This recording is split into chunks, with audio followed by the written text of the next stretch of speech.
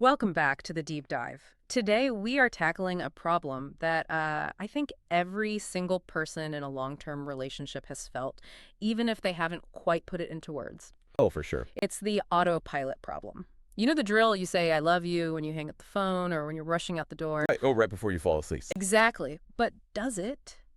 Does it actually land? Or has it just become a reflex? It's the difference between a signal sent and a signal, being received. And we have a massive stack of research to get through today to solve this. I'm excited for this one. We are pulling from the heavyweight champions. I mean, Dr. Gary Chapman's The Five Love Languages, obviously, but also Dr. John Gottman's work, Dr. Emerson Eggerichs on love and respect, and even some really practical stuff from The Dude's Guide to Marriage. And the mission today is specific. We aren't just talking about communicating better. We're looking for the silent signals. We want to find 5 specific nonverbal ways to say I love you that actually cut through the noise of daily life. Because looking at Chapman's work, the core issue isn't that we aren't trying. No, it's not. It's that we're broadcasting on the wrong frequency. Exactly. Yeah. Chapman introduces this foundational concept of the love tank. It's a metaphor, but it's a really useful one. Right. Imagine every person has this emotional reservoir. When that tank is full, the world looks bright, you feel secure, you can handle stress. But when it's empty? When it's empty, the exact same relationship dynamic feels unbearable. Yeah, it changes your interpretation of reality. If my tank is full and you leave your socks on the floor, it's, a minor annoyance. A blip. If my tank is empty, those socks are a sign of total disrespect, a lack of love. Precisely. And here's the terrifying part that Chapman really highlights. You can say, I love you, verbally 10 times a day. 10 times a day? But if your partner's primary love language is acts of service or physical touch, those words they evaporate. They never hit the tank. It is like speaking fluent German to someone who only understands Japanese. So you're being loud, but you're not making sense. You're not making sense. So how do we know if we are failing? I mean, besides, the obvious silent treatment, I found this bit in Home Improvements fascinating. Chapman says complaints are actually diagnostic tools. Yes, this is so important. We usually see nagging or complaining as just annoying. Right. It's a negative. But Chapman argues that a complaint is a check engine light. It reveals your partner's native language. If your spouse says, you never help me around the house, they aren't just nagging about chores. They're telling you something deeper. They are telling you that their language is acts of service. Okay. And if they say, we never spend any time together, they aren't attacking your schedule. They're basically screaming that their tank is empty and the only fuel that works is quality time. So instead of getting defensive, which is our first instinct, we need to treat the complaint as a code. And once you crack that code, you can stop relying on words, which clearly aren't working, and start using these nonverbal methods. All right, let's jump into the first one. This is for the people who need that quality time, but it's way more specific than just hanging out. Oh, much more. This is about the power of focused attention. The distinction here is vital. Chapman separates proximity from togetherness. You see this in restaurants all the time. 2 people are sitting 2 feet apart, Proximity. but they are both on their phones. They're not together. There's that heartbreaking example in the research about a father and his 2-year-old. He's on the floor, rolling a ball back and forth. To an outsider, that looks like great parenting. Looks perfect, but he's on the phone the whole time. And the kid knows. The child knows the difference. That is diluted attention. The message being sent to the child or the spouse is, I am physically here, but you only have like a fraction of my mind. The goal of focused attention is to give your partner your undivided presence. It's an intense, nonverbal signal that says, you are the most interesting thing in this room. Which brings us to a tactic that I honestly find difficult. But the data says it's non-negotiable, the mute button maneuver. It's simple, but it is painful because we are all, a little addicted to our screens. A little. The advice is this. When your partner walks into the room and starts speaking, you physically mute the TV. You close the laptop, or you put the phone face down on the table. It's the face down part that gets me. It is such a deliberate action. That's the whole point. The physical action makes a sound. Right. That clack of the phone hitting the table, screen down, it screams, you matter more than the internet. Without a single word. Not one. Yeah. There was a study that found couples who try to have serious talks with a phone, just visible, even if it's off report, lower empathy and relationship quality. Just its presence signals that my attention could be divided. So the first nonverbal hack is remove the competition, mute the noise. And then You have to look at them. The big E on the eye chart. Yeah. The Dude's Guide to Marriage puts this so bluntly. Eyes are the primary nonverbal connective tissue. If you are looking through your partner or scanning the room, you are signaling indifference. You're not really there. You're not. To look to someone, to actually lock on, triggers a biological response. It says, I see you. Okay, so that's focus attention. Let's pivot to the second method. This one is for the people who think talk is cheap. For them, love is a verb. Yes. Acts of service. And this is often the most misunderstood language because it can feel like drudgery, right? It can, but for these people, the most romantic sentence isn't, I desire you. It's, let me get that for you. But there is a massive nuance here that I think most people miss. It's the difference between reactive service and, what's the other one? Anticipatory service. Yeah. And it's a huge difference. Right. Reactive service is, honey, can you take out the trash? Okay. You did the service, but you get zero emotional credit. Right, because you had to be managed. You were a subordinate, not a partner. It just becomes a transaction, not a gift. The gift of doing, as Chapman calls it, is most powerful when it is unasked, the unasked service. If you notice the car is low on gas and you fill it up before she has to deal with it, Or if you see he's stressed about a project and you just handled dinner so he doesn't have to think about it. that is the gold standard. It ties into this idea of the burden of responsibility. Modern life is just this heavy backpack of tasks. When you do an unasked act of service, you aren't just washing a dish. You are reaching into their backpack and taking out a heavy rock. That's a beautiful way to put it. You are alleviating their mental load. And that registers emotionally as deep, profound care.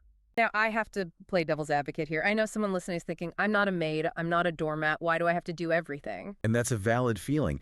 The distinction is about motivation. There is a profound difference between being a servant out of obligation and choosing to serve out of love. If you do it because you're afraid of their anger, that's not love, that's fear. But if you do it because you want to express emotion, that's agency. It requires you to step out of your own agenda, your own desire to sit on the couch and say, I will spend my energy to improve your reality. It's an ego check. Okay, let's move to the physical. And I don't mean sex, although that's obviously part of it. We're talking about touch and objects. Let's start with the 6-second kiss. This comes straight from Dr. John Gottman. I love this because it is so incredibly actionable. So specific. Gottman found that most long-term couples engage in what I call administrative kissing. Huh, I like that. It's a peck on the cheek, check in a box, goodbye, see you later. Right. It has no physiological effect. Gottman suggests a kiss needs to last 6 seconds to count. Why 6? Is there some magic in the number? There is biology in the number. 6 seconds is the threshold where your brain stops the rush of the day and actually registers the moment. It triggers a release of oxytocin, the bonding hormone. It lowers cortisol. Exactly. It turns a routine habit into a real ritual of connection. So it's like a physical reset button. You're saying to your partner, I am pausing the world to be with you. Yes. Gottman calls it a ritual of transition. When you leave for work or come home, that 6-second kiss creates a clear boundary between us and the world. And this bleeds into another kind of touch, which is non-sexual touch. I think guys especially can get confused here. They think if you're touching, it's always a precursor to the bedroom. And that creates so much anxiety. If a wife knows that every back rub is an expectation of something more, she stops enjoying the back rub. But the research shows that touch is a fundamental human need for safety. This is Gottman's bids for connection stuff again. It is. It's holding hands while walking. It's a hand on the knee while driving. And for men, it's often shoulder-to-shoulder touch. A high five, a squeeze of the shoulder, it signals camaraderie. It says, I'm on your team. So we have the kiss, we have the touch. Now let's talk about way number 4, visual symbols. This is the gifts language, but we need to rebrand it because people hear gifts and they immediately think materialism. It's the biggest misconception in Chapman's work. People think, oh, she just wants diamonds. No, the proper term should be visual symbols of love. It's about object permanence. Explain that. Object permanence is that realization that things exist even when you can't see them. In a relationship, a gift is physical proof that I was thinking about you when you weren't there. It's not about the cost. Not at all. It's about the thought process. There was that story about the soldier, right? Clothespin, yes. Yeah. This soldier was deployed, totally broke, nothing to give. But he wanted to send his wife a signal. He found a wooden clothespin, wrapped it up, and sent it with a note saying, this is to remind you that you hold everything together. That is fantastic. It cost $0, but the emotional value was infinite. It was a symbol. So picking up their favorite candy bar or finding a weird rock that looks like a heart, these are visual echoes of your affection. It's leaving a breadcrumb trail that says, you are on my mind. Okay, we've got focused attention, acts of service, touch, symbols. The final one, way number 5, is the most subtle, but I think it might be the most convicting. It can be. It's the look of respect and delight. The face. Yes. The question posed in one of these books is just brutal. Does your face light up when your partner enters the room? Most of us fail this test. We give our delight face to our friends, our clients, maybe even our dogs. Oh, definitely the dog. But by the time our partner walks in, they get the leftover face, the face that is tired, stressed, or distracted by a screen. And biologically, our mirror neurons pick that up instantly. If I walk in and you look annoyed, I immediately feel defensive. Exactly. And this gets even more nuanced when we bring in Dr. Eggerich's Love and Respect. He argues that there's a gender component here, or at least a primary need component. This is the idea that men primarily need to feel respected, and women primarily need to feel cherished. Right. Now, obviously, everyone needs both, but under stress, the needs can diverge. For a husband, the nonverbal signal of respect is huge. If you roll your eyes while he's talking or let out a heavy sigh, It's contempt. it registers as contempt. It crushes him. But if you physically turn your body toward him and listen without interrupting, that nonverbal signal says, I respect you. And he often translates that as, she loves me. And for the cherish side, To cherish means to protect and nurture. For many wives, the nonverbal signal they crave is a look of delight. It's a soft gaze, a gentle touch that isn't grabbing. It's a look that says, I prize you. When a husband looks at his wife with legitimate warmth, it fills that cherish tank instantly. it's wild how much data is transferred in just a micro-expression. It all comes back to the emotional bank account. This is Gottman's big theory. Every time you turn toward your partner, every 6-second kiss, every time you mute the TV, you are making a deposit. A penny or a nickel. Exactly. And you need those pennies because withdrawals are coming. Oh, they're coming. Gottman found a 5-to-1 ratio in successful couples. You need 5 positive interactions to counteract 1 negative one. If you aren't making these small, nonverbal deposits constantly, your account hits 0. And when you're bankrupt, the relationship is in trouble. So let's recap the toolkit. We aren't just saying, I love you. We're using focused attention, the mute button, Unasked service, taking the rock out of the backpack. ritual touch, that 6-second kiss, Visual symbols, the clothespin or the candy bar. and using the face to signal respect and delight. It's a full spectrum of communication. So here is the challenge for everyone listening. We always want to leave you with something you can actually do. Tonight, this comes from Chapman, and it's the tank check. It's a little risky, but it's worth it. Ask your partner one question tonight. On a scale of 0 to 10, how full is your love tank? And here's the rule. You are not allowed to get defensive about the number. No arguments. If they say 2, you cannot list all the things you did yesterday. No. You just listen. And then you ask the follow-up. What is one thing, one nonverbal thing I could do this week to help fill it? And that is your roadmap.